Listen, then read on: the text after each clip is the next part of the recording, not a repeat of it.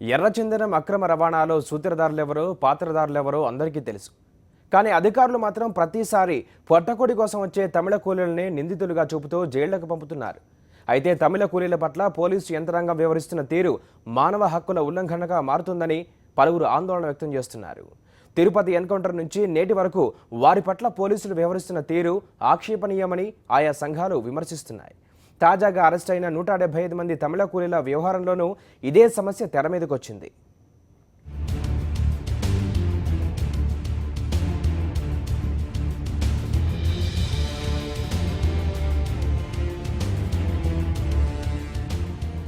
ఇదిగో ఇక్కడ ఒంటి మీద బట్టలు లేకుండా చేతులు కట్టుకుని కనిపిస్తున్న వీరంతా తమిళ కూలీలు.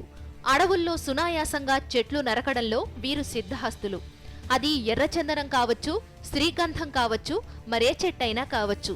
రోజూ చేసే కూలీ వల్ల పెద్దగా జేబులు నిండటం లేదని కొందరు డబ్బు ఆశతో ఇలా ఎర్రచందనం నరికేందుకు శేషాచలం అటవీ ప్రాంతంలోకి వస్తున్నారు.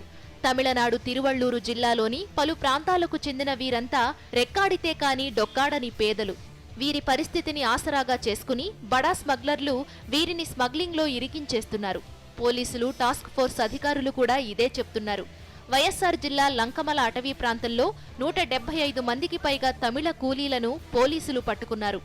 అయితే వీరిని ఖాజీపేట పోలీస్ స్టేషన్కు తరలించిన తీరు విమర్శలకు తావిస్తోంది. వాస్తవానికి ఓ స్మగ్లర్ వీరికి చెట్లు నరికేందుకు కాంట్రాక్ట్ ఇచ్చాడు.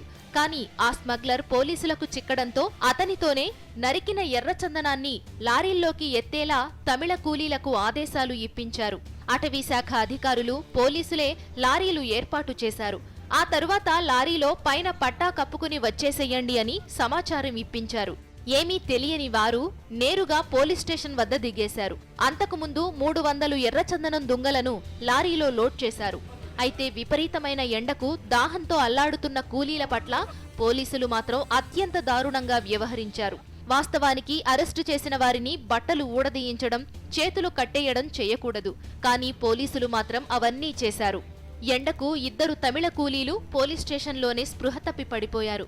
కనీసం మంచినీళ్లు తాగేందుకు కూడా కట్లు విప్పలేదు. అంతేకాదు కొంతమందిపై చేయి చేసుకున్నారు. తమిళ కూలీల పట్ల వ్యవహరించిన తీరుపై విమర్శలు వెల్లువెత్తుతున్నాయి. మరోవైపు తమిళనాడు మీడియాలో ఇప్పుడు కూలీల అరెస్టు పెద్ద టాపిక్ గా మారింది. భారీగా అరెస్టులు చేయడంతో అక్కడి మానవ హక్కుల సంఘాలు కూడా రంగంలోకి దిగనున్నట్లు సమాచారం.